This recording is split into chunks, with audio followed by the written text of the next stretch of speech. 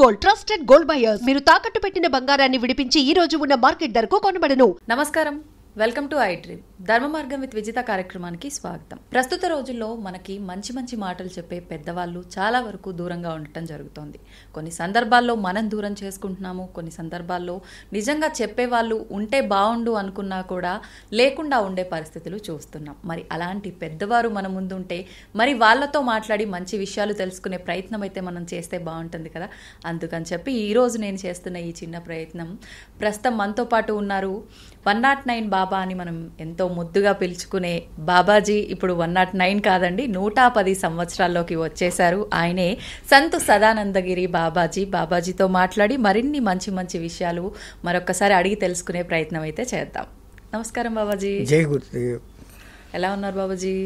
పరమాత్మునిపై మా పేరు లాగానే సదా ఆనందగిరి. అంతే బాబాజీ. ప్రస్తుత రోజుల్లో చూస్తున్నాం, నిజంగా పండగలు, కొన్ని విలువలు, బంధాలు విషయానికి వచ్చేసరికి ఇంతకు ముందు కన్నా కూడా చాలా మార్పులు.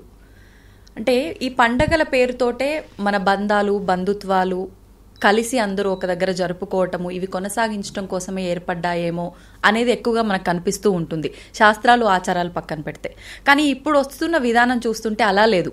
పండగలు వచ్చినా, ఏ విశేషం వచ్చినా కూడా మళ్ళీ అదే చిన్న కుటుంబం, అదే 3-4 ఉన్న కుటుంబమే కొనసాగిస్తున్నారు. నేనేం అడుగుతున్నానో మీకు అర్థమైపోయే ఉంటుంది. ఇప్పుడు మనకు నవరాత్రులు ప్రారంభం అవబోతున్నాయి, శరన్నవరాత్రులు, ఆ తర్వాత విజయదశమి. మరి ఈ శరన్నవరాత్రుల్లో అసలు ఎలా జరుపుకోవాలి? ఈ నవరాత్రులు అందరూ జరుపుకోవచ్చా, లేదు అంటే ఉపాసనలు, దీక్షలు తీసుకున్న వాళ్ళే జరుపుకోవాలా? దాని గురించి ఒక్కసారి వివరించండి. యస్యాద్విరత వక్రాద్యాః పారిషద్యాః పరశతతం విఘ్నం నిఘ్నంతి సతతం విశ్వశ్రేణం తమాశ్రయే. ఓంకార పంజర సుఖీం ఉపనిషదుద్యానవనకేలికలకంఠీం ఆగమన విపిన మయూరీం ఆర్యాం అంతర్విభావయే గౌరీం.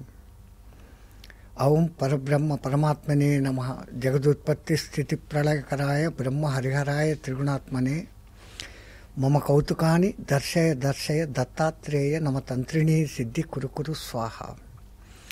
మా గురుదేవులైనటువంటి మహంత్ హిమాలయ గిరిజీ మహారాజు వారి పాదపద్మములను మనస్సులో స్మరించుకొని మీరు అడిగిన దానికి,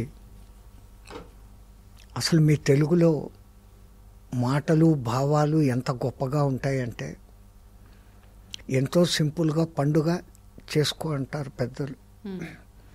దాని వెనకాల లోతైన అర్థాన్ని ఆలోచిస్తే ఎంత గొప్పగా ఉంటుందంటే, ఓ మానవుడా, నిన్ను నువ్వు పండుగ చేసుకో.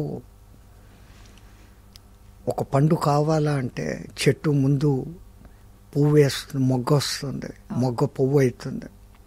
ఆ పువ్వు ఎవడైనా వాడుకోవచ్చు, వేస్ట్, లేదా రాలిపోవచ్చు. అది పిందగా మారడానికి ఛాన్సెస్. పిందగా మారింది. ఆ పింద కూడా ఏ రాయి దెబ్బలకో, దేనికో, వర్షానికో, వడగండ్లకో పడిపోవచ్చు. పింద కాయ అవుతుంది. కాయ రుచిగా ఉండదు, వగరుగా ఉంటుంది. ఇంకొంచెం పెద్దదైంది, పుల్లగా ఉంటుంది. ఇంకా ఓపిక పడితే అప్పుడు అది పండు అవుతుంది. అప్పుడు తినేకి మనకు ఆనందంగా ఉంటుంది. అట్లా నీ జీవితాన్ని పండుగ మార్చుకో, మధ్యలోనే రాలిపోమాక నిన్ను పండుగ మార్చుకో, పండుగ చేసుకో, నిన్ను నువ్వు పండుగ చేసుకో అన్న అర్థంలో చెప్పారు. ఏ విధంగా బాబాజీ? ఎట్లా అంటే, మనకి ఆశ్రమ ధర్మాలు అని చెప్పారు. నువ్వు బ్రహ్మచారిగా ఉన్నప్పుడు కేవలం విద్య మీదనే ధ్యాస పెట్టి విద్య నేర్చుకొని, ఆ గురువు అంటే పాతకాలంలో గురుకుల విద్యాశాలలు ఉండేటివి. ఆ గురువు ఈ అబ్బాయి నిష్ణాతుడు అయినాడు అని అనుకుంటే ఆయనే ఇప్పటి స్నాతకోత్సవం పద్ధతిలాగా, అరే నువ్వు పల్ఫిల్ అయిపోయినావురా, వెళ్ళి గృహస్థ జీవనంలోకి ప్రవేశించు అని చెప్పేవాడు. నా కామిష్య మోక్షగామి కాబట్టి అతను గృహస్థ జీవితంలో ఉండి తన భార్యతో నిర్వర్తించాల్సిన ధర్మాలు, కొన్ని ధర్మాలు నిర్వర్తించాలంటే పక్కన భార్య ఉండాలా, యజ్ఞయాగాదాలు చేయాలంటే అవన్నీ నిర్వర్తించుకొని మంచి సంతానాన్ని కని వాళ్లను తనలాగా ఉత్తమ పౌరులుగా దేశానికి అందించి, వాళ్లకు వివాహ బాధ్యతలు అయిపోయిన తర్వాత వానప్రస్థాశ్రమంలోకి 3వ స్టేజ్లోకి వస్తారు. ఆ వచ్చి ఆ తర్వాత పూర్ణ సన్యాస స్థితిలోకి, వానప్రస్థంలో కూడా లౌకికంతో కనెక్షన్స్ ఉంటాయి. ఈ కాలంలో ఫోన్లు చేసి ఏం బాగున్నావా లేదా, అమెరికాలో అల్లుడు ఇక్కడ ఇండియాలో అని మాట్లాడుకుంటారు. అది అయిపోయి ఇంకా ఆ బంధాలు కూడా పూర్తిగా వదిలేసి ఆ భగవన్నామ స్మరణలోనూ వాళ్ళు ఏది గురు దగ్గర దీక్ష తీసుకుని ఉంటున్నో గురుమంత్రము తమకు ఉన్నంతలో కొద్దిగా దాన ధర్మాలు చేసుకుంటూ పుణ్యక్షేత్రాల దర్శనం చేసుకుంటూ ఏ రోజో ఒక రోజు రాలిపోవడం, అది పూర్ణంగా పండుగ కావడం. ఈ లోపల ఎంతోమంది మహానుభావులతో మాట్లాడాలు ఉంటాయి, సత్సంగాలు ఉంటాయి. ఈ సత్సంగాలు ఇతరులతో మాట్లాడడం ఎంత గొప్పగా, ఎంత వానికి ఉపయోగపడుతుంది అంటే, పెద్దవాళ్ళు ఎప్పుడూ నీకు మంచి కోసమే 4 మాటలు చెప్తారు. అది వినుకున్నవాడు ముందుకు పోతాడు. వాడేం చెప్పేది నేనేం వినేది అనుకునేవాడికి లోకంలో మనం ఏం చేయలేము. మీరు అన్నట్లుగా సమిష్టి కుటుంబాలంతా పోయేసి ఇప్పుడు అది మినియేచర్ ఫ్యామిలీస్ అయిపోతుండే. ఆ కారణం చేత ఆ సంతానానికి మన విలువలు బోధించేంత టైం కూడా తల్లిదండ్రులకు లేకుండా పోతాం. పోనీ పాఠశాలలలో ఏమన్నా చెప్తారా అంటే, హిందూ ధర్మాన్ని ఫాలో చేస్తున్నారు అంటారు. గీత కానీ రామాయణం కానీ అక్కడ చెప్తే అది హిందూ సంబంధించింది, చేయకూడదు అనేసి ఒక రూల్ పెట్టేస్తారు. ఈ గీత కానీ రామాయణం కానీ ఇవన్నీ దేనికోసం ఉన్నాయి? ఒక్క హిందూ సమాజంకు, మా సమస్త మానవ సమాజం కోసం ఉన్నాయి. మానవ ప్రవర్తన ఎట్లుండాలా, విలువలు ఎట్లుండాలా, కనీసం ఇంట్లో తల్లిదండ్రులు చెప్పకున్నా అది తెలుసుకొని అన్నా మానవుడు ఆ విధంగా ఉంటాడు అని మన పూర్వీకులు పెట్టారు. వేద విజ్ఞానం అంతా అదే. కానీ ఇప్పుడు ఆ వేదానికి మనం దూరమైనాము, ఏబిసిడీల ఇంగ్లీష్ చదువులలోకి వచ్చేసాము. రెండవది, ఈ ధన సంపాదన అనేది ఒక్కటి పెద్ద టార్గెట్ అయి కూర్చుంది.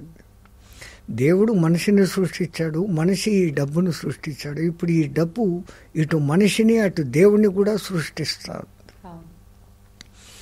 4 కలుస్తారు, ఒక 10 లక్షలు పెట్టి ఒక గుడి కట్టేస్తారు. 2 ఏళ్లలో ఉండి డబ్బు మంది వచ్చేసింది, ఇంకా ఆ పైన వచ్చిందంతా ఆదాయము అనుకునేటట్లు ఉన్నారు. దేవుణ్ణి నమ్ముకొని బతకడం తగ్గింది, దేవుణ్ణి అమ్ముకొని బతకడం ఎక్కువైంది. ఇక్కడ కనీసము ఇట్లా విచ్ఛిన్నం అయిపోతుందేమో సమిష్టి కుటుంబాలు, ఒకానొక సందర్భంలో అందరూ కలుసుకుంటే బాగుంటుంది అని ఈ పండుగలను చాటుగా పెట్టి, పండుగకు మీరంతా రండి, కొత్త అల్లుడికి బట్టలు పెట్టాలా అదేమేమో అని మీ దాంట్లో అంటారు. అట్లన్నా చేస్తే వస్తారు మళ్ళీ కూతురు అల్లుడు ఇంటికి. ఎక్కడో ఉన్న కొడుకు, ఎక్కడో ఉన్న కోడలు, ఎక్కడో ఉన్న ఇంకో కొడుకు ఆ రోజన్నా వచ్చి ఆ ఆనందంతో వాళ్ళ మనవళ్ళు అంతా ఆ రోజన్నా కనీసం 2-3 రోజులు ఇట్లా ఒక్కరోజు పండగలు కొన్ని ఉంటే, ఈ దసరా లాంటివి 10 రోజుల పండగలు. ఇవి బాగా జరగబడుతున్నప్పుడు కలకత్తా లాంటి ప్రాంతాల్లో మొదలైంది కాళీ ఉత్సవాలు. మొదటగా అద్భుతంగా చేసేవాళ్ళు కాశీ, అది కలకత్తా అంటారు. ఆ తర్వాత మైసూరు మహారాజా వారు ఒకసారి అక్కడికి పోయి చూసి, అక్కడదేనా మనం ఎందుకు చేయలేము అనేసి అంతే గొప్పగా మైసూరులో మొదలుపెట్టారు. దసరా ఉత్సవాలు చూడాలంటే ఒకటి కలకత్తా అన్నా పోవాలా, లేదా మైసూరు అన్నా పోవాలా అన్నట్లుగా ప్రసిద్ధమైపోయినాయి. ఇక్కడ కూడా ఏం జరుగుతుంది అంటే, అది కూడా కమర్షియల్, రికార్డ్ డాన్సులు పెట్టేయడాలు, ఆ రోజు ఎగరడాలు, గంతులు వేయడాలే ఉంది. కానీ అసలు దసరా తత్వము ఏమి అనేది జనాలకు తెలియనీయకుండా పోతా ఉంది. దసరా అంటే సరదా అన్నట్టుగా మార్చేశారు ఆ పదాన్ని. దసరా అంటే యాక్చువల్గా దశహర.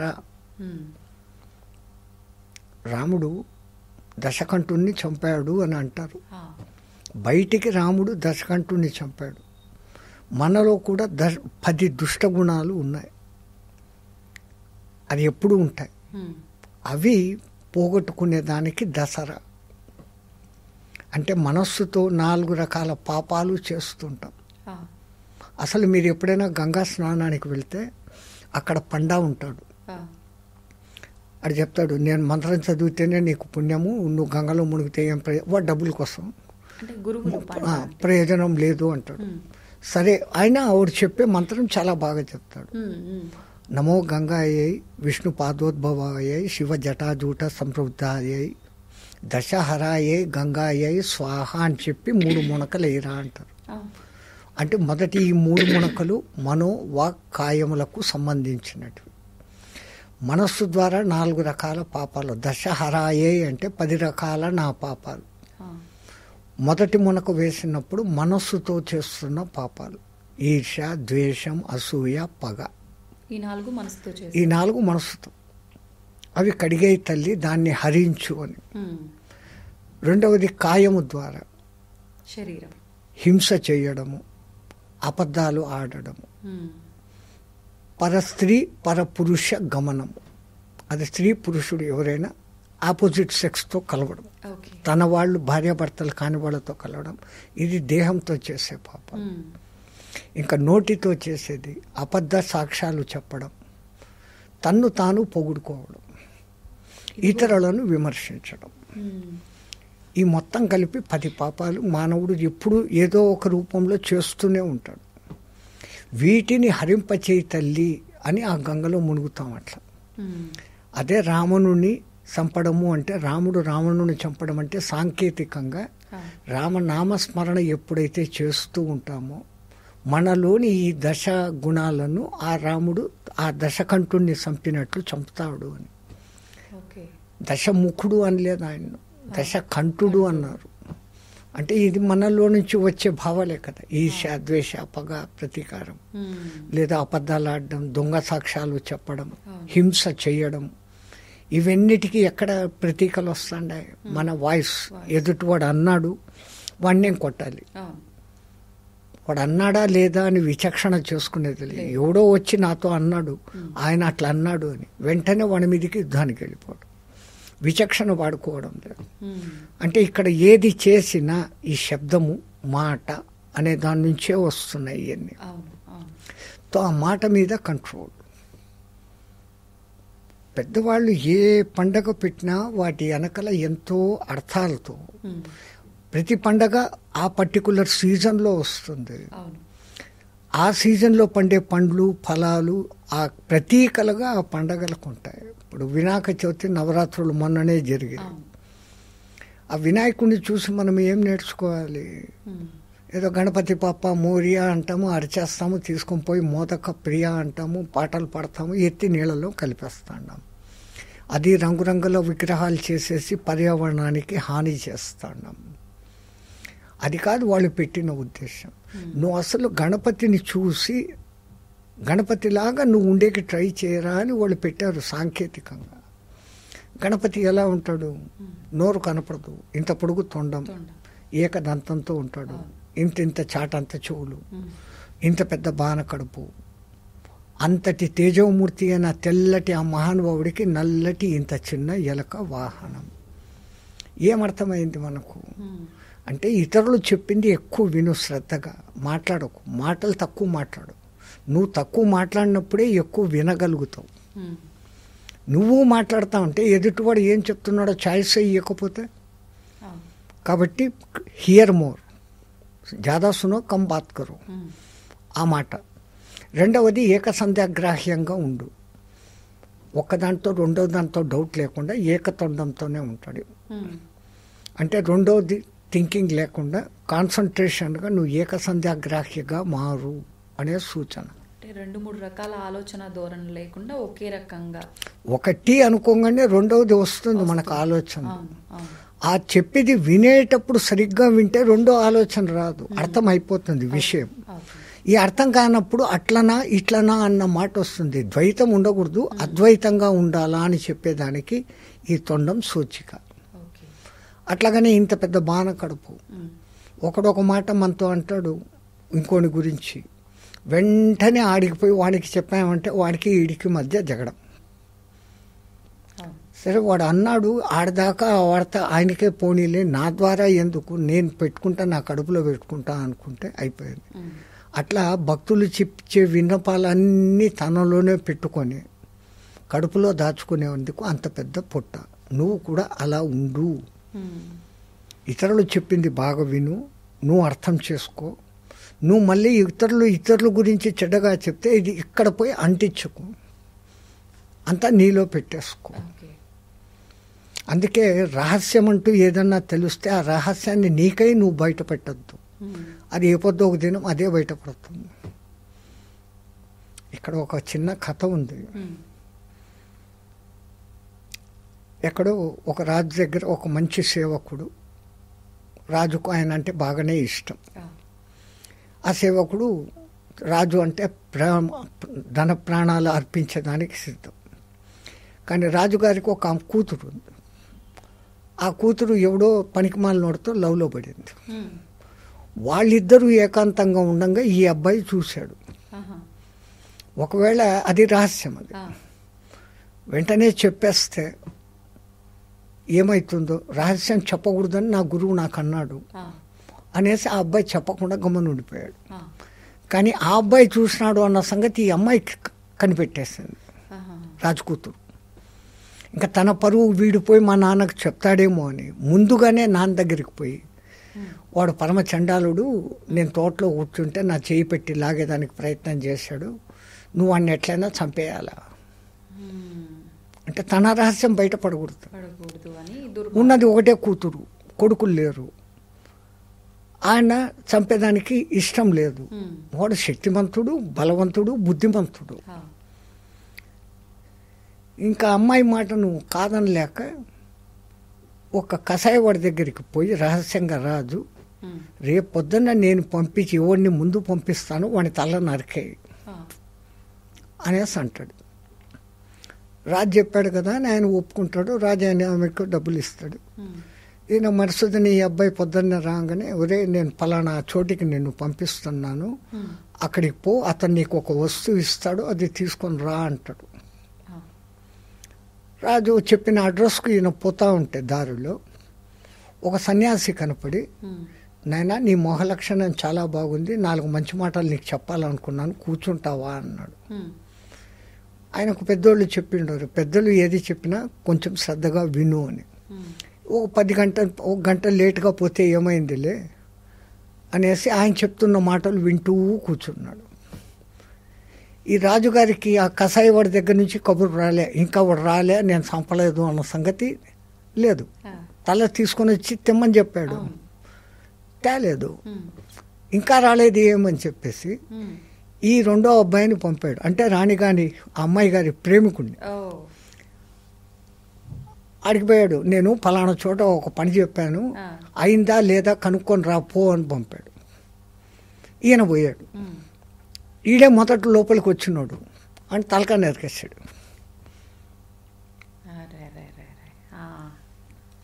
ఆ నరికేసి ఆ తలకాయ మూట కట్టి పక్కన పెట్టుకున్నాడు. మూడో వాడిని పంపిస్తాను, వాడు వస్తే ఆ తలకాయ నాకు పంపి అని రాజు చెప్పిన్నాడు. ఇప్పుడు ఈయన గురువు దగ్గర 4 మంచి మాటలు గంట సేపు విని ఆ తర్వాత ఆ కటాయివాడి దగ్గరికి పోయాడు. రాజుగారికి ఏదో మూట ఇస్తానన్నా ఉంటా కదా, ఇచ్చేయని. ఆ మూడో వాడు వచ్చాడు, ఇవ్వాలి కదా, ఆ తలకాయ తీసి ఈడి చేతికి ఇచ్చాడు మూట. రాజుగారి దగ్గరికి ఈయన వచ్చాడు. రాజు వీడిని చూసి ఆశ్చర్యపోయాడు, వీడి చేతిలో మూట ఉంది ఏమి, వీడి కదా, వీడి తలకాయ ఉండాలి, ఉండాల్సింది వీడే వచ్చాడేమి, ఏం చేయాలా? అంత లోపల అమ్మాయి కూడా వచ్చింది. నాన్న నువ్వు ఏం చేసినావు? గట్టిగా అనకు, నేను బయటపడిపోతాను, అసలు ఈ మూటలో ఏముందో చూస్తామని ఓపెన్ చేసినాడు. ఈ ప్రియురాలి తల, ప్రియుడి తల. ఇంకా నా జీవితం ఎందుకు నాన్న, నేను పాపం చేసినాను, వీని కోసం అని చెప్పి అబద్ధమాడి వీణి సంపమంటే నేను చేసిన పాపానికి నాకే పరిష్కారం అయింది, నేను చచ్చిపోతూ ఉన్నానని ఆమె ఆత్మహత్య చేసుకున్నాను. రాజ్యంకి ఇప్పుడు రాణి వారసులు లేరు. రాజు ఇంకా తప్పనిసరి బలిగా ఇంత మంచోడు నువ్వే రాజుకా అని చెప్పి వాడినే రాజుని చేస్తున్నారు. రహస్యంగా పెట్టుకున్న దానికి ఈ ఫలితం జరిగింది. ఇది నేను చెప్పిన కథ కాదు. ఒక మహాతల్లి ఒక టీవీ ఇంటర్వ్యూలోనూ ఎక్కడనో ఈ అద్భుతమైన పెద్ద కథ ఒకటి చెప్పింది. ఆ కథలో ఒక చిన్న భాగం, రహస్యాన్ని రహస్యంగా పెట్టుకో. అట్లా రహస్యం అనేది తెలిసిపోయినాక మన మూలంగా తెలిస్తే అది ఎంతవరకు ప్రమాదం, దాని మూలంగా ఎవరైనా ఇబ్బంది పడతారా? సత్యం బ్రూయాత్ ప్రియం బ్రూయాత్ న బ్రూయాత్ సత్యం అప్రియం అంటారు. సత్యమునే పలుకు, అసత్యం పలకకు. ఇతరులకు కష్టం కలిగించేటి సత్యాన్ని పలకకుండా గమ్మని ఉండు అంటారు. అంటే ఇతరులను ఇబ్బంది పెట్టేది అది సత్యమైనా చెప్పకు, అది అధర్మం అవదా బాబాజీ? అవదు. దానికి కూడా తప్పించుకునే మార్గం ఉంది. ఎలా? ఇప్పుడు హరిశ్చంద్రుని తండ్రి సత్యవ్రతుడు అని ఆయన పేరుకు తగినట్లు నిజంగా సత్యవ్రతుడు. రాజ్యం చేశాడు. రాజ్యం అయిపోయి హరిశ్చంద్రుడు పెరిగి పెద్ద అయినాక ఆయనకు పట్టాభిషేకం చేసేసి, ఆ కాలంలో ప్రతి రాజు అడవులకు వెళ్ళిపోయేవాళ్ళు. ఆయన వెళ్ళి ఆయన పాటలో ఆయన తపస్సు చేసుకుంటా ఉన్నాడు. అక్కడ చుట్టుపక్కల అందరికీ తెలిసిపోయింది సత్యవ్రతుడు ఆయన. అబద్ధాలు ఎప్పుడు చెప్పడం ఆయన నోట్లో రాదు. ఆయన తపస్సు చేసుకుంటా అంటే ఒకసారి ఒక కడుపుతో ఉన్న పంది పరిగెత్తుకుంటూ వచ్చి ఆయన ఎదురుగానే పొదల్లో దాక్కున్నది. ఈయన దాన్ని చూశాడు. ఇంకా లేచిపోయి సంధ్యావందనం చేసుకుంటాము అనుకునేట్టు పరుగున ఒక వేటగాడు వచ్చాడు బాణాలు పట్టుకొని. ఈయన చూశాడు, ఈయన నిజం చెప్పే మనిషి. అందరికీ తెలుసు అక్కడ సత్యవ్రతుడు అంటే పేరే సత్యవ్రతుడు, సత్యాన్నే వ్రతంగా పెట్టుకున్నాడు. అయ్యా 3 రోజుల నుంచి నా భార్య బిడ్డలు నేను ఆకలితో సస్తాండం. దొరక్క ఈరోజు ఒక పని దొరికింది. బాణం వేసేంత లోపల తప్పించుకుపోయింది, ఇటువైపే వచ్చింది. మీరు చూశారా అన్నాడు. కళ్ళకి ఎదురుగా పొదల్లో కనపడుతుంది పంది. ఈయన మరి సత్యవ్రతుడు, అదుగునైనా నేను చూశాను పంది అక్కడ ఉంది అని చెప్పాల. చెప్తే ఆ జీవిని దీనంగా చూస్తుంది, అది కడుపుతో ఉంది, అది చచ్చిపోతే. ఇప్పుడు చెప్పకపోతే తన సత్య సంధత అనేదే నాశనం అయిపోతుంది. ఆలోచించు నసా పశ్యంతి బ్రూయంతి నసా బ్రూయంతి పశ్యంతి అని అంటాడు. ఈయనకి ఏం అర్థం కాదు. అంటే చూసే కళ్ళు మాట్లాడలేవురా, మాట్లాడే నోరు చూడలేదురా, ఈ రెండింటి అనుసంధానకర్త ఎక్కడో ఉన్నాడు రా అంటాడు. అంటే ఇవన్నీ కలిగి ఉన్న వీడు ధ్యానంలో ఉన్నాడు. అప్పటికి చూసిన కళ్ళు చెప్పవు, చెప్పాల్సిన నోరు చూడలేదు. తప్పించుకున్నాడు. ఆడు తలగొక్కున్నాడు. పోయి ఈయన అడిగినాను, ఏమో చెప్తాన్నాడు, నాకేం అర్థం కాలేదు, జై శ్రీరామ్ నేను పోతాను, ఇంకో జంతువుని వేటాడుకుంటానా ఆయన వెళ్ళిపోయాడు. అదే మీ తెలుగులో ఇంకా సులభంగా ఇతరులను ఒప్పించక తాను ఒవ్వక ఎప్పటికయ్యేది ప్రస్తుతం అప్పటికయ్యేది చేయుచు తప్పించుకు తిరుగువాడు ధన్యుడు సుమతి అని అంటారు. పెద్దవాళ్ళు ఒకే మాట ఏకం సత్ విప్రా బౌధా వదంతే, ఉన్న ఆ ఒక్క సత్యాన్ని అనేక మంది అనేక రూపాల్లో మనకు చెప్తూనే ఉన్నారు తల్లి. మనం ఏ ఒక్క మాట పట్టుకున్నా ఆ సత్యం వెంబడతా పోవచ్చు. ఆయన అంత పెద్ద కథగా అదే చెప్పాడు. ఇప్పుడు ఈయన ఇంత చిన్న శ్లోకంలో ఆ మాట చెప్పేశాడు, వినరవ్యమ విశ్వదాభిరామ. అది అట్లా వినదగు ఎవరు చెప్పిన నీతులు, పిల్లవాడు కావచ్చు పెద్దవాడు కావచ్చు, అది ఏ సమయానికి ఎప్పుడు మనకు అది ఉపయోగపడుతుందో. బాబాజీ ఇప్పుడు అంటే పక్క వాళ్ళకి ఇబ్బంది కలిగిస్తుంది అని చెప్పి మనం సత్యం మాట్లాడట్లేదు, ఆ ప్లేస్లో మాట్లాడాల్సి వస్తుంది ఇంకొక మాట అంటే అది ఖచ్చితంగా అబద్ధమే. ఇందాక మీరు కథలో చెప్పినంత తెలివిగా చాకచక్యంగా మాట్లాడే అంత గొప్ప వాళ్ళమైతే ప్రస్తుత రోజుల్లో అట్లా కాదు. పూర్తి అధర్మం జరుగుతుంది అన్నప్పుడు ప్రాణం పోయినా పర్వాలేదు, అక్కడ నిజం చెప్పేయడమే. సత్యం కోసం ధర్మం కోసం ఈ ప్రాణం ఏదో ఒక దినం పోవాల్సిందే. అంత మాత్రం చేత బాగా తెలిసి అక్కడ ఇప్పుడు ఇంకా అధర్మం జరగబోతోంది, అధర్మం గెలిచబోతోంది, సత్యం సమాధి అయిపోతుంది, ధర్మం నాశనం అవుతుంది అన్నప్పుడు ఉన్నది ఉన్న విషయం డైరెక్ట్గా చెప్పేయడమే. తర్వాత పరిణామాలు ఏమన్నా జరగని. ఎప్పుడైతే ఆ విధంగా ఒక్కడు నిలబడి చెప్తాడో రెండో వాడికి ధైర్యం వస్తుంది. అందరికీ లోపల ఉంది చెప్పాలని, ముందు చెప్పేవాడు లేడు. ఆ భయంతో ఉన్నాము ఇప్పుడు మనం. ఎవడో ఒకడు తెగాయించాల. ఆ తెగాయించి ఒక్కడు చెప్పి లేచాడు అంటే వెంటనే ఇంకో 10 మంది లేస్తారు. ఆటోమేటిక్గా అక్కడ ధర్మం రక్షించబడుతుంది. ఇప్పుడు బాబాజీ ఇందాక మీరు మాట్లాడినప్పుడు ఈ రహస్యం కథ చెప్పినప్పుడు నాకు ఒకటి అనిపించింది. అంటే పక్కన వాడు ఏమైపోయినా పర్వాలేదు, నాకు ఏదైనా తెలిసింది, అది నేను ఇంకొకటికి చెప్తే వాడు ఇబ్బందుల్లో పడతాడు అని తెలిసినప్పటికీ చెప్పేస్తున్నాము. ఏ రకంగా అయినా సరే మన స్వార్థాన్ని మాత్రమే మనం చూసుకుంటున్నాం. అది చెప్పకుండా మనం ఉండలేము, చెప్పేస్తాము అంతే. తర్వాత ఏదైనా ఏం పర్వాలేదు. ఈ స్వార్థం అనేది చాలా ఎక్కువ అయిపోయింది. దాని పేరే స్వార్థం. అర్థం అనే మాటకు ఎన్ని అర్థాలు ఉన్నాయి తల్లి మీ తెలుగులో? అర్థమైందా లేదా అంటాం, అర్థమే అయింది అంటాం, సగమే. అర్థము అంటే డబ్బు, స్వ అర్థం ఎంతసేపు డబ్బు డబ్బు డబ్బు, అది ఆఖరికి గబ్బు గబ్బు గబ్బు, ఇంకా పోయి పోయి జబ్బు జబ్బు జబ్బు. తో మనిషికి పరమాత్ముడు ఇంత విచక్షణ ఇచ్చాడు. ఈ ఏ పొద్దో ఒక దినం ఏదో ఒక కారణంతో ఎంత నువ్వు భద్రంగా పెట్టుకున్నా ఈ చిలక ఏ రోజో ఒక దినం ఎగిరిపోయేదే. దాన్ని బంగారు పంజరంలో పెట్టినా ఈ చిలక దాని స్వాతంత్రం అది పొంది ఎగిరిపోయేది. ఆ పోయేటప్పుడు ఒక మంచి కాస్తో పోతే పోయింది కదా, ధర్మం కోసం నిలబడి సత్యం కోసం నిలబడి పోతే పోయింది కదా. నన్ను మళ్ళీ తర్వాత అనుకుంటారు అనుకోరో సెకండరీ, నా వరకు నాకు ఒక సాటిస్ఫాక్షన్ ఉంటుంది. వాడు నేను నిజం చెప్తే నన్ను వాడు చంపుతాడు అని తెలుసు. సరే చచ్చేది ఏదో ఒక దినం సాగాల.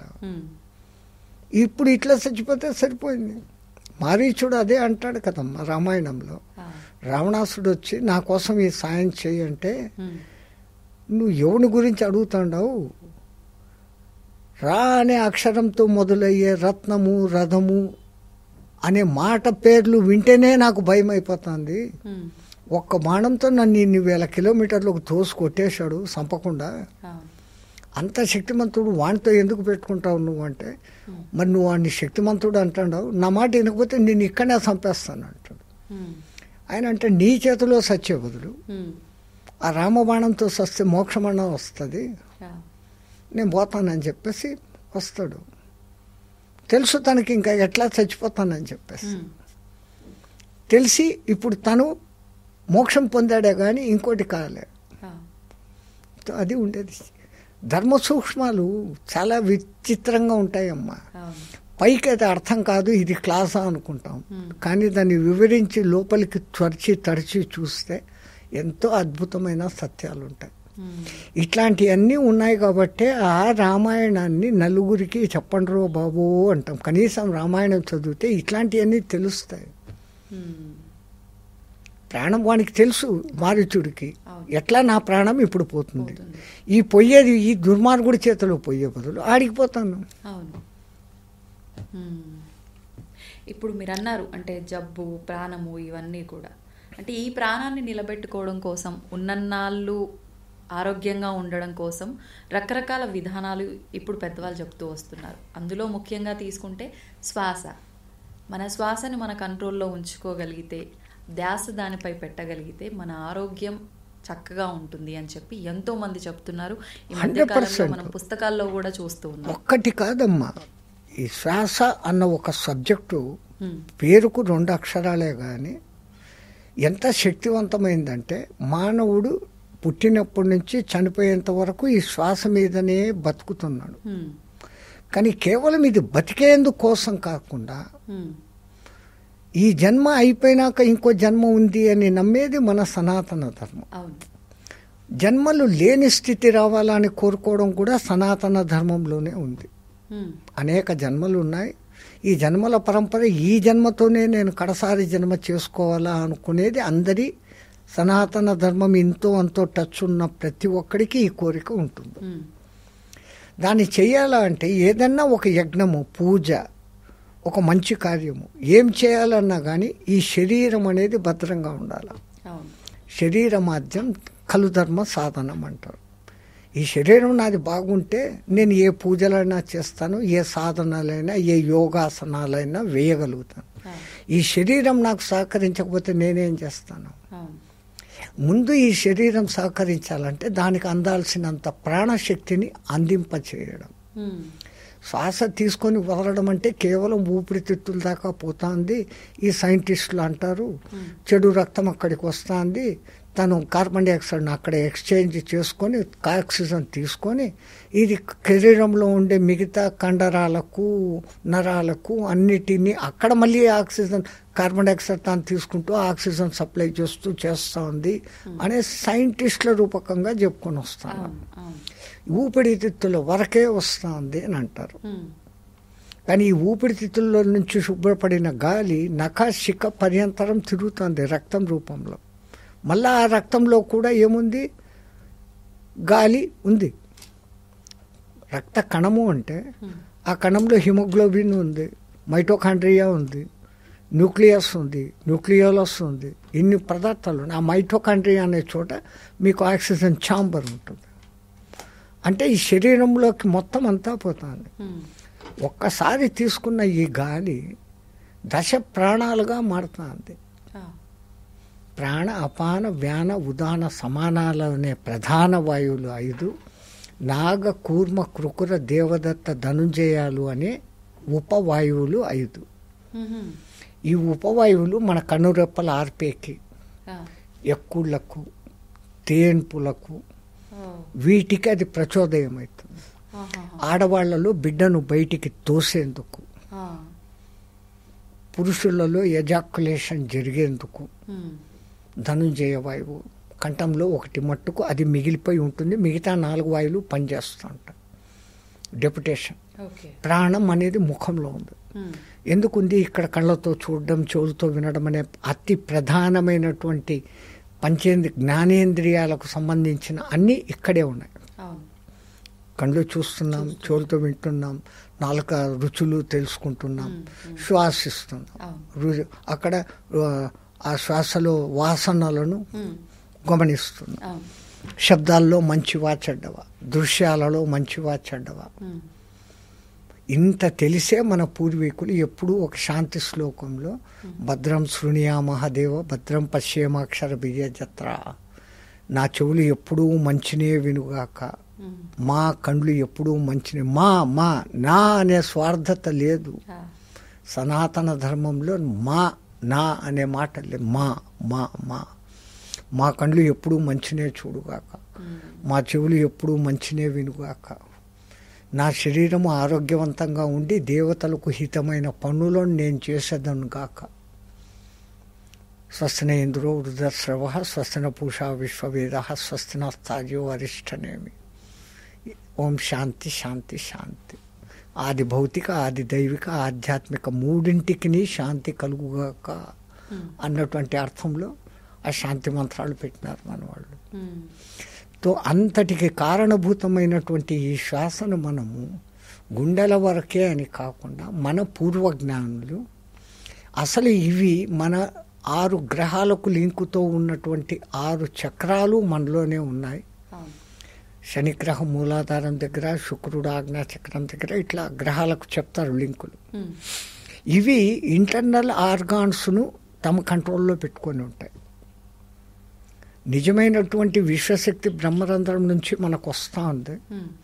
ఆ విశ్వశక్తి పీల్చుకుంటున్న ఈ గాలిని మనం అనుసంధానం చేయగలిగితే, అంటే తీసుకున్న గాలిని మూలాధారం దాకా పంపి ఆ నుంచి మళ్ళీ సహస్రారం వరకు పంపి అప్పుడు రిటర్న్ పంపడం. దీనిలో గమనించాల్సింది ఏంటి అంటే దహన క్రియ. ఎట్లయితే యజ్ఞం చేస్తున్నామో ఆ యజ్ఞం చేసేటప్పుడు సమిధలు వేస్తున్నాం, దహనం అవుతుంది. ఇప్పుడు ఈ పీల్చుకున్న గాలి కణం లోపలికి పోయినప్పుడు అక్కడ ఆ కణంలో ఉన్నటువంటి గ్లూకోజ్ను బర్న్ చేస్తాను. అది శక్తిగాను నీళ్లుగాను మారుతాను.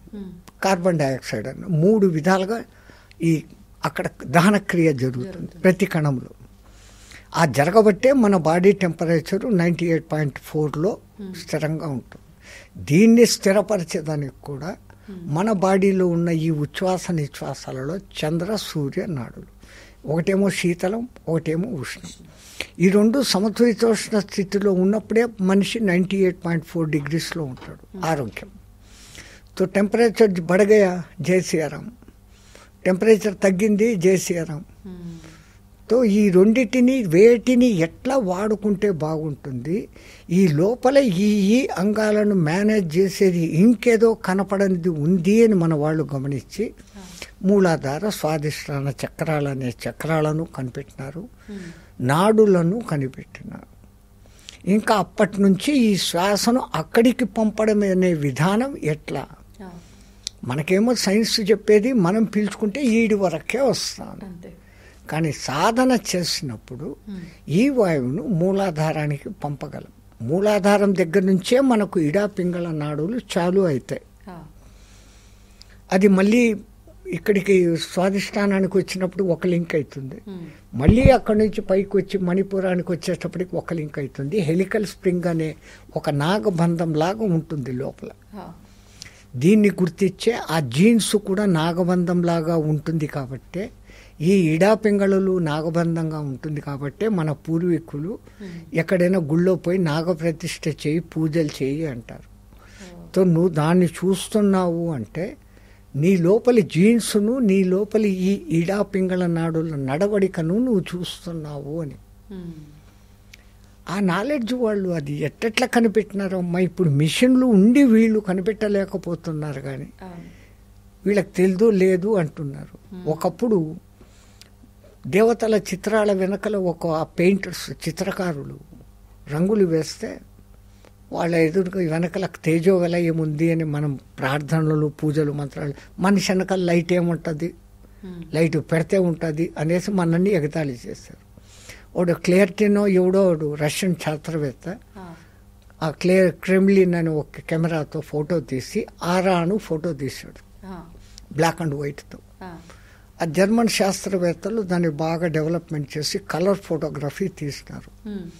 ఇప్పుడు అది ఆరా ఫోటోగ్రఫీ అనేది ఒక పెద్ద సబ్జెక్టు. 6 నెలల తర్వాత మానవుడిలో ఏ జబ్బు రాబోతా ఉందో మీ ఆరా ఫోటోను చూసి చెప్పగలరు. ఆరా సైన్స్ ప్రతి మానవుడికి ఈ ఆరా 5 దశలలో ఉంటుంది అనే దానికే అన్నమయ కోశ, ప్రాణమయ కోశ, మనోమయ కోశ, విజ్ఞానమయ కోశ, ఆనందమయ కోశము అన్నారు. తో మీ చుట్టూ 1.5 అంగుళం దూరం వరకు ప్రాణమయ కోశము, అన్నమయ కోశము, ఇట్లా కోశాలుగా చాలా లిమిటెడ్గా ఉంటుంది సాధారణ మానవులకు. సాధనలు చేసి శుద్ధి, బాహ్య శారీరక శుద్ధి, అంతర్చక్రాల నాడుల శుద్ధి చేసిన మహానుభావులకు ఆ తేజస్సు ఎక్కువగా ఉంటుంది. అంతా విశ్వానికి మంచి చేయాలని కోరుకుంటున్నటువంటి విశ్వపురుషులు, కారణ జన్ములకు అది కిలోమీటర్ల దూరం వరకు కూడా ఉండే ఛాన్స్ ఉంది.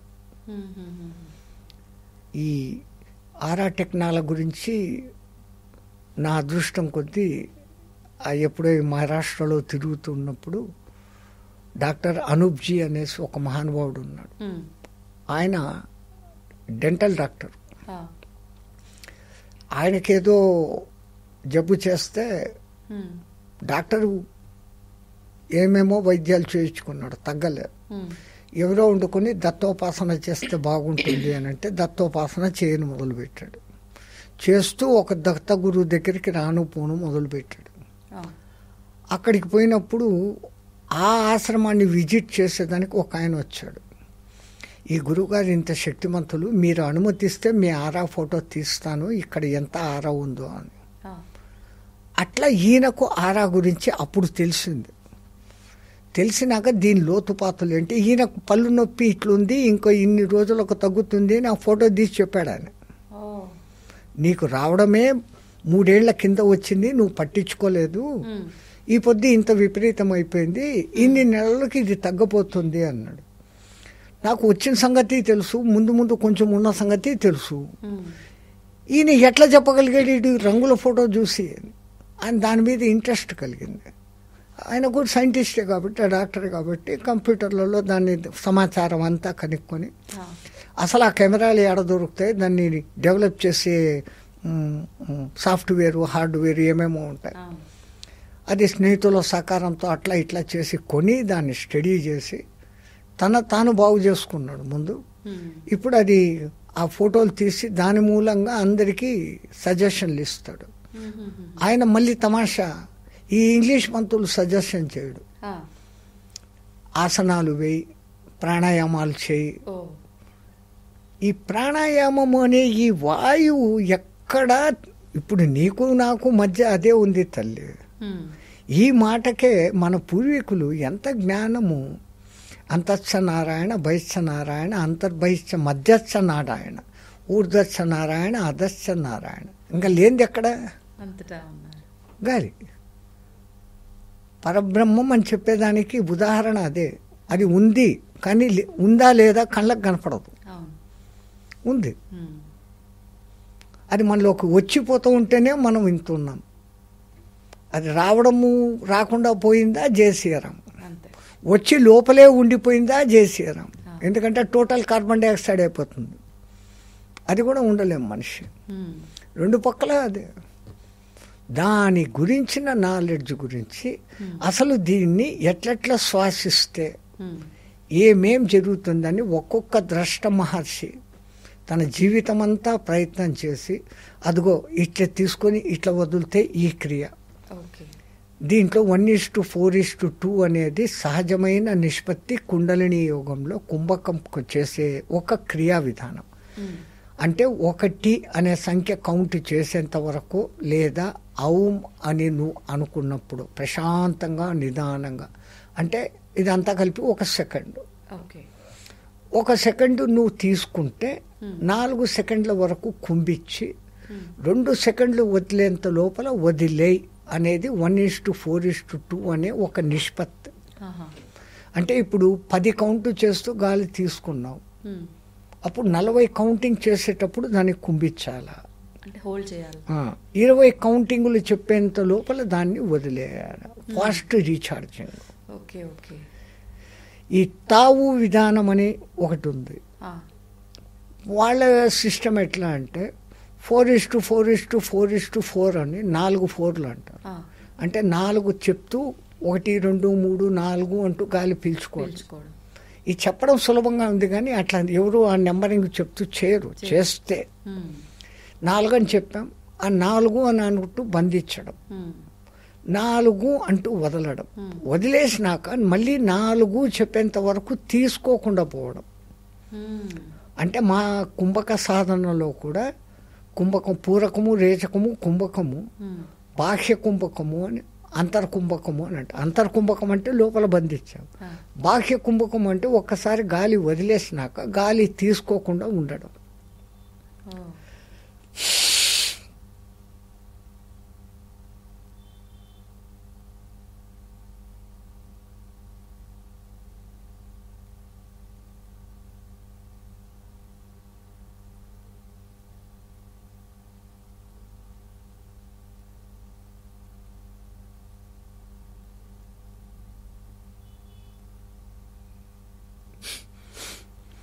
ట్రై చేయకండి కొంపదీసి గాలి లేకుండా ఉండడం అంటే. మీరు ఎంతకాలం సాధన బాబాజీ? ఏండ్ల పర్యంతరంగా 1936లో 37లో మొదలుపెట్టాం. క్రమంగా చేసుకుంటూ 1945లో మా గురువు గారు నా ముఖ లక్షణాలు చూసి వీడు సూటబుల్ అని అనుకున్నప్పుడు అప్పుడు దీక్ష ఇచ్చారు. ఏదో కుండలిని సాధన, ఆ సాధన, ఈ సాధన 3 రోజుల్లో అవుతుంది, 4 రోజుల్లో ఉత్తమాట ఏండ్లు పడుతుంది. గురువు మిమ్మల్ని చూసి అంటే ఎంచుకున్నారు చేయగలరు. మరి ఒక దిక్కు వేద పఠనము, ఇంటి గురుసేవ ఇవన్నీ చూస్తూ ఈ కుండలిని సాధనకు 7-8 గంటల లెక్కన రోజు పెడుతూ ఉంటే 7 ఏళ్లకు ఆ కుండలిని చలనం అనేది కదిలింది. 7 సంవత్సరాలకి మామూలుగా కాదు, 7-7.5 కూడా అయ్యుండొచ్చు. కానీ ఈ ఆత్రపు జనాలు అంటే వాళ్ళని ఆత్రపు జనాలు అంటే కోపగించుకుంటారు, బాధపడతారు. అదే ఈ పొద్దు ఇతనం నాటేయాలా, రేపు పొద్దునే మామిడి పండు తినేయాలా అంటారు. అది ఎట్లయితుంది? దేనికైనా ఒక ప్రాసెస్ ఉంటుంది. Slow and steady win the race. If you jump you may fall, chances తక్కువ. కొంతమంది అంటున్నారు మేము షార్ట్ కట్స్ చెప్తామని. Short cuts will cut short your life. Short cuts ఎంత బాగుంటాయంటే కార్పెట్ పరిచి పూలు చల్లుతూ ఆహ్వానించినట్లు ఉంటాయి. ఆ తర్వాత లోయే, పతనమే. మంచి మార్గం కఠినంగా ఉంటుంది, దారే ఉండదు, రాళ్ళు రప్పలు కంపలు ఉంటాయి. కష్టపడిపోయినామా ఆ తర్వాత రాజమార్గం. ఇంకా ఎటువంటి సాధనలు చేశారు బాబాజీ మీరు కుండలి వీటితో పాటు? మేము నేర్చుకున్నది ఒక్క కుండలినే నేర్చుకొని నాదే గొప్పది అని చెప్పకుండా అదే చెప్పినప్పుడే మనిషి పతనం అవుతాడు. నాదే సబ్జెక్ట్ గ్రేట్, నా కుండలిని అంటే. మరి వాళ్ళలో ఏముందో చూస్తాం. హఠయోగం ట్రై చేసాం, క్రియాయోగము ఖేచరీ ముద్ర, అది ఒక మహారాజ్ దగ్గర చేసిన. ఇప్పుడు నేను చెప్పిన ఈ టావో విధానం, ఆ తర్వాత ఎక్సెల్సియర్ అని చెప్పేసి ఈ టిబెటియన్స్ చేస్తారు. ఇవన్నీ కూడా శ్వాసకు సంబంధించినటివే, కాకపోతే ఈ రేషియోస్ రిథిమ్స్ మారుతాయి. 4:7:8 అంటాడు ఒకడు, 4 కౌంటింగ్ చెప్పి 7 కౌంటింగ్ వరకు బంధించి 8 కౌంటింగ్ చెప్పేంత వరకు వదులు అని. ఈడు మళ్ళీ బాహ్య కుంభకం చెప్పడంలే ఒక దీంట్లో. అదే చేసి సాధించిన వాళ్ళు ఉన్నారు కాబట్టి వాళ్ళకి అది గ్రేట్. ఆయన శిష్యులు అదే చేసుకొని పోతారు. వాళ్ళు ఏమంటారు, ఇదే ఒకే మెథడ్, ఇంకోటి కాదు అంటారు. ఇంకొక ఆయన చెప్తాడు, ఇప్పుడు నేను చెప్పిన దాంట్లో 3-4 విధానాలు వచ్చినాయి. హఠయోగ క్రియ వేరే, క్రియాయోగ క్రియ ఇంకా అసలు వేరే. వాళ్ళు అసలు బయటి ప్రాణంతో సంబంధమే లేదు. నువ్వు గనక సాధన చేసినావంటే లోపలే గాలి పీల్చుకుంటావు, బయటి గాలితో నీకు అవసరమే లేదు, నీ లోపలనే గాలి ఉంది, పంచ ప్రాణాలు నీలో ఉంది కదా అంటారు. అంటే ఈ పంచ ప్రాణాలను నడిపే ఒక శక్తి. ఇప్పుడు రైలు ఇంజన్ నడుస్తుంది పాతకాలంది అంటే దాంట్లో బొగ్గులు అనేది వేయాలి. అది మంట మండి ఆ చుట్టూ ఉన్న స్టీమ్ పైపులు మండి వేడెక్కి ఆ స్టీమ్ ఆడపోయి ఆ పిస్టన్స్లోకి పోయినాక అది మూమెంట్ వస్తుంది, నీకు నడుస్తుంది. దానికి అసలైన మూల కారణం బొగ్గు. అది లేకపోతే రైలు ఇంజన్ మీ నీళ్లు పెట్టుకొని ఏం చేసినా పనిచేయదు. మామూలుగా వేడి చేస్తే అది వేడెక్కదు, ఎంత లోపల దాని సిస్టమ్ ఉందో. అట్లా ఈ ఇంజన్ పనిచేయాలంటే కూడా ఆ బర్నింగ్ క్రియ జరగాల, దహన క్రియ అంటాం. అదే ఈ వాయువును తీసుకొని ఈ వాయువు అనే బొగ్గు లోపలికి పోయి మండి మళ్ళీ కార్బన్ డైఆక్సైడ్గా బయటకు వస్తుంది. అందుకే దాంట్లో కార్బన్ డైఆక్సైడ్, HO2, 2HO ఇవన్నీ బయటకు ఆ ఒక్క కణంలో జరుగుతున్న క్రియేషన్. సైంటిఫికల్గా మీరు చూస్తే ఇవే జరుగుతున్నాయి. ఆక్సిజన్ తీసుకుంటున్నాయి, వెంటనే దీన్ని రిలీజ్ చేస్తున్నాయి. ఆ గ్లూకోజ్ను బర్న్ చేస్తుంది ఇది ఆక్సిజన్ పోయినాక మీకు అది కార్బన్ డైఆక్సైడ్ గాను HO2 వాటర్ పర్సంటేజ్ గాను మారుతుంది. అది ఒక కణం శక్తి కొన్ని రోజులు, ఒక కణం శక్తి 3 రోజులు, ఒక కణం శక్తి 3 నెలలు.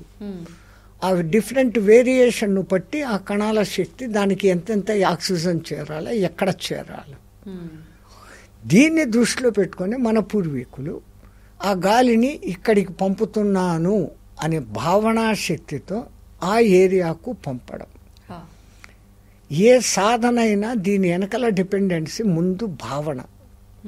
రెండవది ఈ భావన ప్రకారం ఉత్త భావన పెట్టుకుంటే కాదు, బై ఫోర్స్ అక్కడికి పంపగలగాలి. దానికి ఆయా విధానాలలో ఆయా టెక్నిక్స్ ఉన్నాయి. అది ఏదో ఒక దినం వాడు చెప్పేశాడు అని పక్కకు వచ్చి చేయను మొదలు పెడితే డేంజర్ అయిపోతుంది. గురు సమూహంలోనే కనీసం అంటే 41 days ఆ సిస్టము రిథిము కనుక్కున్నప్పుడు అప్పుడు పక్కన పోయి ఎక్కువ ప్రాక్టీస్ చేసుకోవచ్చు. మళ్ళీ దాంట్లో నిష్ణాతత వచ్చేదానికి ఏళ్ళు పడుతుంది. 2 days 3 daysలో ఏ బెనిఫిట్ ఎక్కడా కనపడదు. మనమంతా ఏంటి 2 రోజులు చేసేస్తాం, ఇట్ట పట్టాం, వాడేమో అట్ట అన్నాడు, నేను ఇట్ట పట్టాను, కాలేదే 2 రోజులకే ఏమవుతుంది. నువ్వు నెలలుగా ఇంత బురద పూసుకొని ఉండవు. అట్లా నీళ్లు పోసి కడిగేసుకోవాలా నేను అంటే అవుతుందా? షవర్లో 3 రోజులు కూర్చుంటే తప్ప నీ మురికి పోనంత ఉంది. అది పోవాలంటే మరి అంత ప్రాసెస్ చేసుకుంటూ వచ్చినప్పుడే అది జరుగుతుంది. ఇప్పుడు ఒకప్పటి కాలంలో ఈ ధ్యానము ఇదంతా కూడా విధానం కొన్ని నెలల పాటు సంవత్సరాల పాటు కూడా అలా ఉండేవాళ్ళు అని చెప్పి, అంటే ఈ శ్వాస పైన ఈ ఫోకస్ చేసి ఈ విధానంలో ఉన్న వాళ్ళకి ఇంకా ఆహారంతో పని ఉండదా బాబుజీ? వాయు భక్షణ అనే విధానం అదే, మరి దాని పేరే వాయు భక్షణ. గాలినే ఆహారంగా మార్చుకోవడం. ఓకే, గాలి అంటే బర్న్ అవుతుంది. ఇప్పుడు మన శరీరంలో కూడా జీర్ణక్రియ వచ్చిన పదార్థాలు లోపలికి పోతున్నాయి, అక్కడ బర్న్ అవుతుంది, జఠరాగ్నితో కలుస్తోంది అంటాం. జఠర రసము జఠరాగ్ని అని మన వాళ్ళు పేరు పెట్టారు. అక్కడ అది మండింపబడి ఆ పదార్థం ఇంకో పదార్థంగా మాలి మలినంగా బయటకు వస్తుంది. దాంట్లో ఉన్న శక్తిని ఈ ఆంత్రచూషికాలు అని చెప్పబడే చిన్న పేగులలో ఉన్నటువంటి ఆ పోషకాలు లాక్కుంటున్నాయి, ఎనర్జీగా మార్చుకుంటున్నాయి. ప్రాసెస్ ఇది. అట్లా ఆ గాలిని, అందుకే ఆ ఋషులు ఎక్కడ పడితే అక్కడ కూర్చొని తపస్సులు చేయరు. అటువంటి ప్యూర్ గాలి, ఈ పంచపల్లవాల చెట్లు ఉన్న చోట అవి విడిచిపెడుతున్న గాలులు, వాటి మోడుల దగ్గర నుంచి వస్తున్నటువంటి గ్యాసెస్, ఇవన్నీ కలిసిన గాలి దాన్ని పీల్చుకునే విధానంలో పీల్చుకొని పెట్టుకుంటే ఆ గాలిని ఆహారంగా మార్చుకోవచ్చు. ఇది అంటే అందరితో సాధ్యపడుతుందా? సామాన్యులతో ఇలా సాధన చేస్తే దానికంటే అది చాలా కఠినమైన సాధన. అది ఒకటి గురు కృపన్నా ఉండాలా, వాడికి పూర్వజన సుకృతమన్నా ఉండాలా, లేదు అచంచలమైన పట్టుదల, చెప్పేవాడు సరి అయిన గురువు ఉండాలా, ఈ చేసే సాధకుడిలో పట్టుదల ఉండాలా. ఒక్క దినంలో ఆహారం మార్చుకునే విధానం లేదు.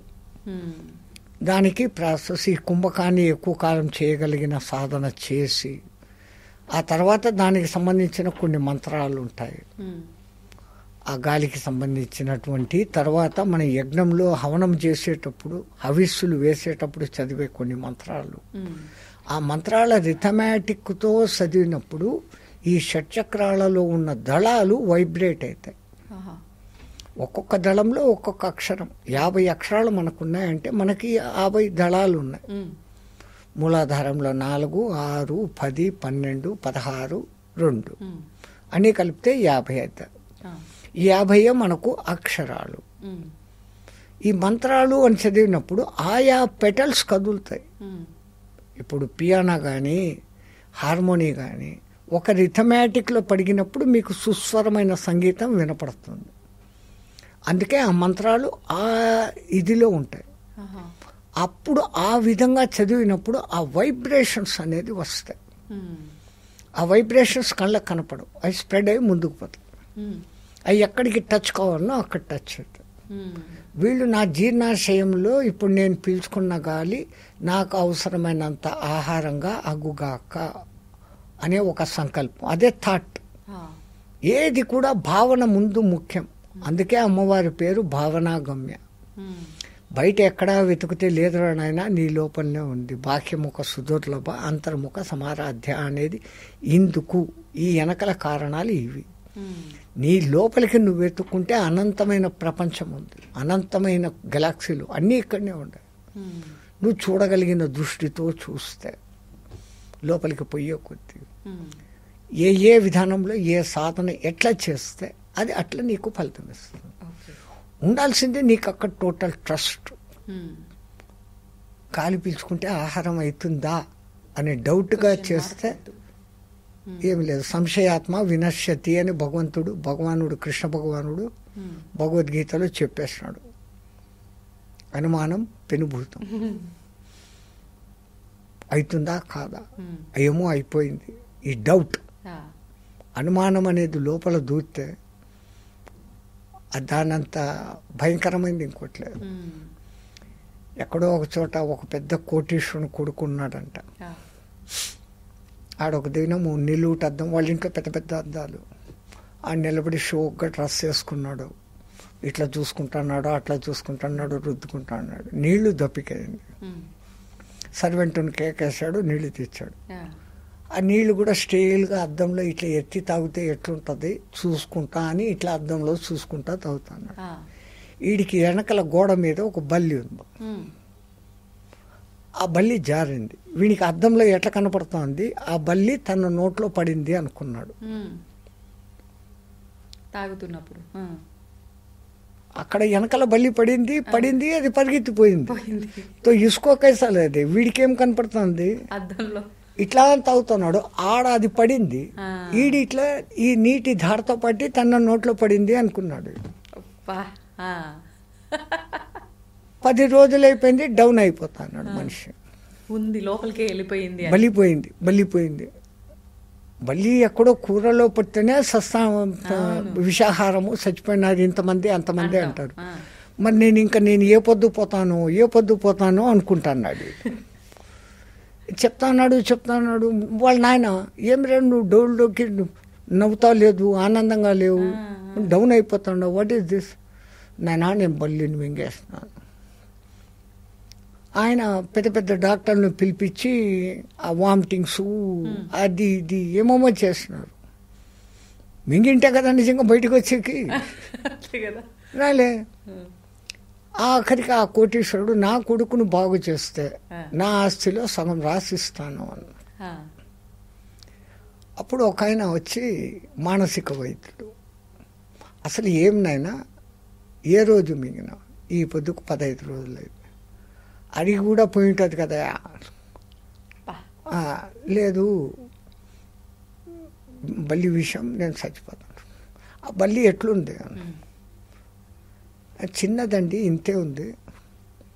ఏ రంగులో ఉంది? ఎర్రగా ఉంది. అని తోక పొడుగ్గా ఉందా పొట్టిగా ఉంది? తోక లేదండి, తోక తెగిపోయింది. తోక మళ్ళీ పెరుగుతుంది బల్లికి. తెగిపోయిన తోక బల్లి అది.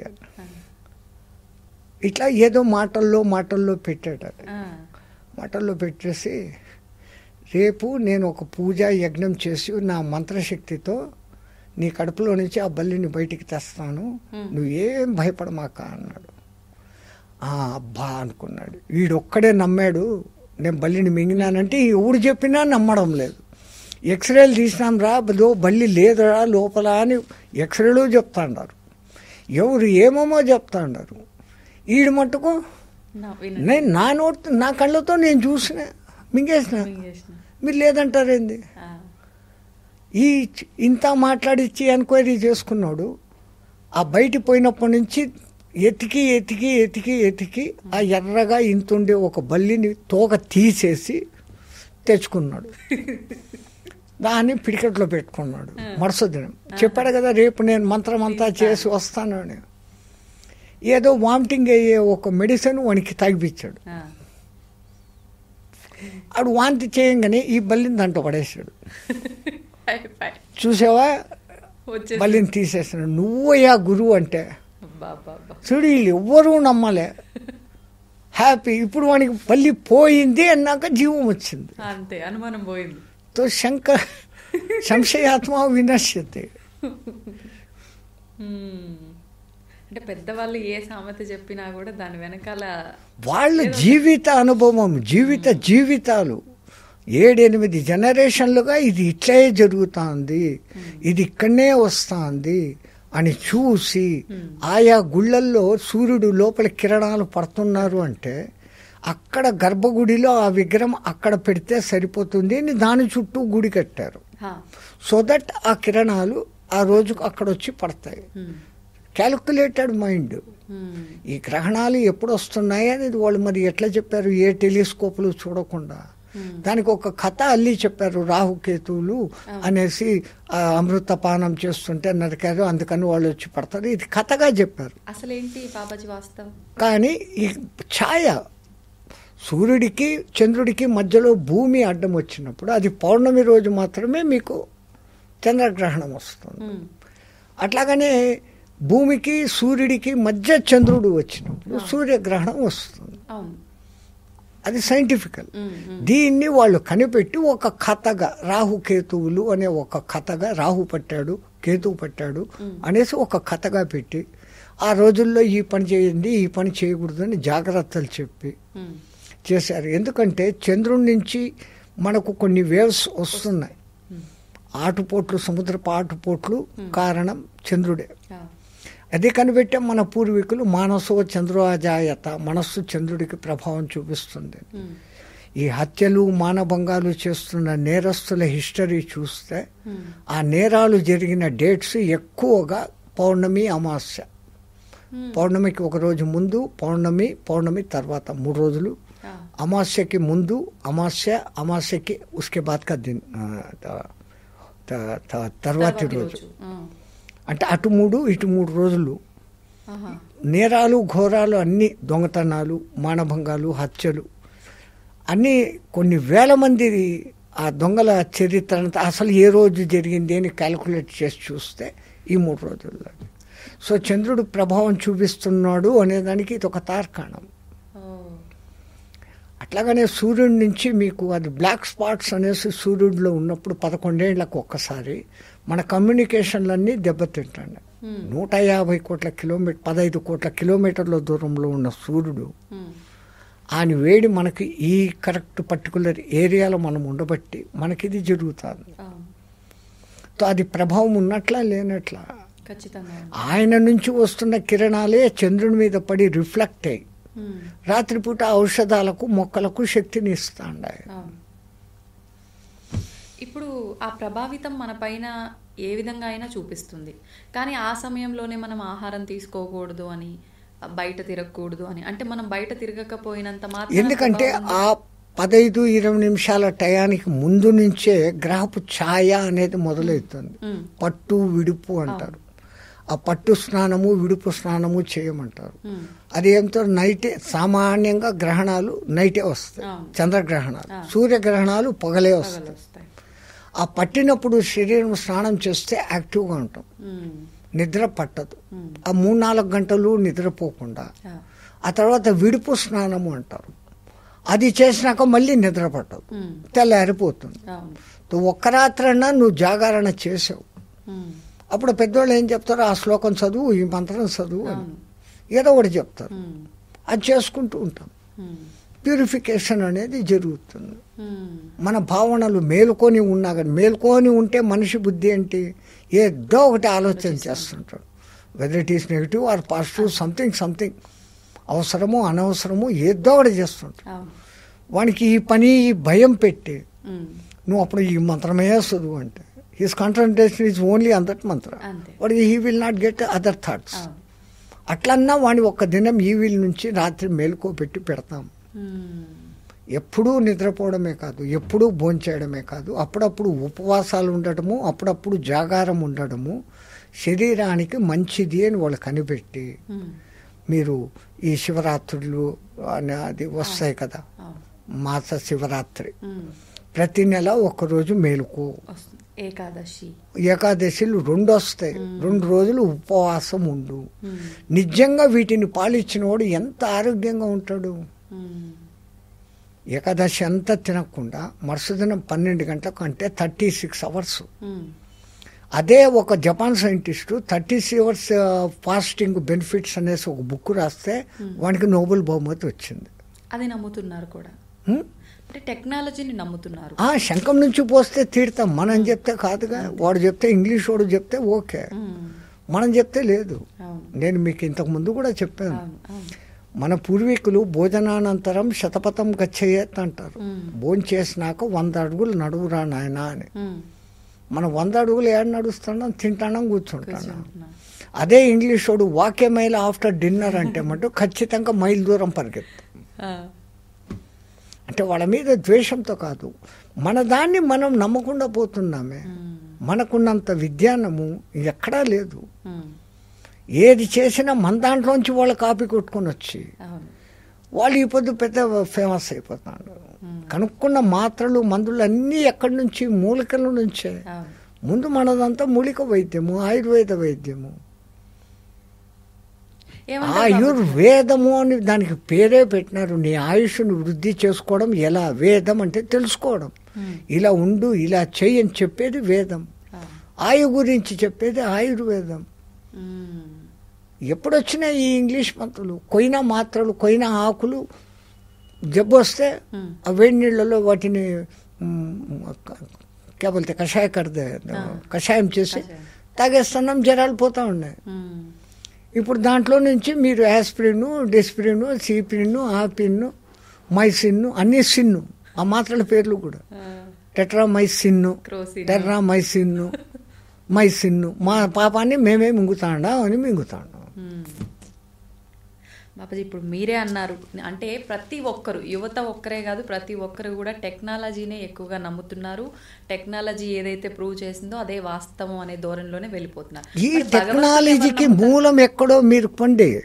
టెక్నాలజీ ఎక్కడి నుంచి మొదలైంది?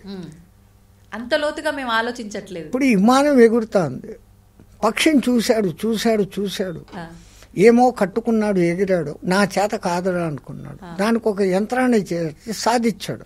అంటే మనిషిలో మళ్ళీ ఈ పట్టుదల ఉంది. అది మన జీన్స్లోనే ఉంది. కనుక్కున్నాడు, అది కనిపెట్టాడు. వేగంగా పోయేదానికి ఎడ్ల బండి కారణంలో ఏదేదో బండ్లు వచ్చాయి, స్టీమ్ ఇంజన్లు వచ్చాయి, ఒకటి కనిపెడితే దాన్ని ఇంకా హయ్యర్గా లెవెల్కు డెవలప్ చేస్తారు.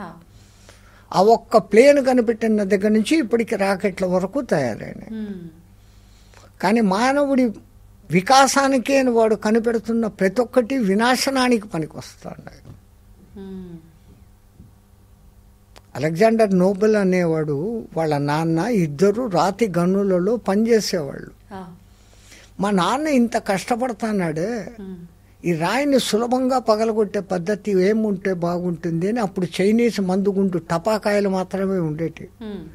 ఆ మందుగుండును ఒక పొటెన్సీకి మార్చి డైనమైట్ అని కనిపెట్టాడు. ఈజీ అయిపోయింది రాళ్ళు పగలగొట్టడం. ఆ ఒక్క డైనమైట్ నుంచి ఇప్పుడు ఆటం బాంబు దాకా తయారైపోయి ఒక్కటి వేస్తే 1000 మంది చచ్చిపోయే స్థితికి అవుతుంది. మంచి కోసం ఏది కనిపెడుతున్నాడో అదంతా వినాశం దిక్కుపోతుంది. దాంట్లో వికాసము ఉంది, వినాశనము ఉంది.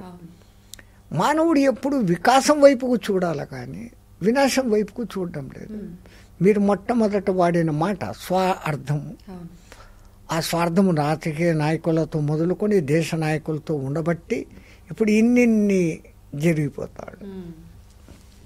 రాకుండా ఉండాలి అంటే ఆ స్వార్థం, మానవత్వం నీలో వెళ్ళి విరియాలి. నువ్వు మానవుడిగా ఉండేకి ట్రై చేయి, దానవుడిగా ఉండేకి ట్రై చేయకు. మాధవుడిగా ఉండే కాకపోయినా పర్వాలే, కనీసం మానవుడిగా ఉండు. విలువలతో కూడిన దానవుడిగా ఉండమాక. మానవుడు ఎట్లా ఉండాలా ఏమి అనేది వాళ్ళ సొసైటీస్లో కొన్ని నియమాలు పద్ధతులు ఉన్నాయి. అవి పాటించు, ఆటోమేటిక్గా బాగుంటాం. నేను ఒక్కనే బాగు కాదు, అందరూ బాగుంటే ఆటోమేటిక్గా నేను బాగుంటానని ఎప్పుడు మానవుడు తెలుసుకుంటాడో సమస్యలు ఉండవు. ఎంతసేపు నేను నాది అంటున్నాడు, మనము అనడం లేదు. ఆ మనము అన్న భావన మన సనాతన ధర్మంలో ఉంది. దాన్ని అందరికీ చేరవేయడానికి ప్రయత్నం చేయాలి. అంతే. సంతోషం బాబాజీ, చాలా మంచి విషయాలు తెలియజేశారు. ఆఖరణ నిజంగా మీరు చెప్పిన మాట అద్భుతం. ప్రతి ఒక్కరూ ఆ ధోరణిలో ఉండాలి. మంతా మా గురు కటాక్షం తల్లి. జయ శ్రీమన్నారాయణ.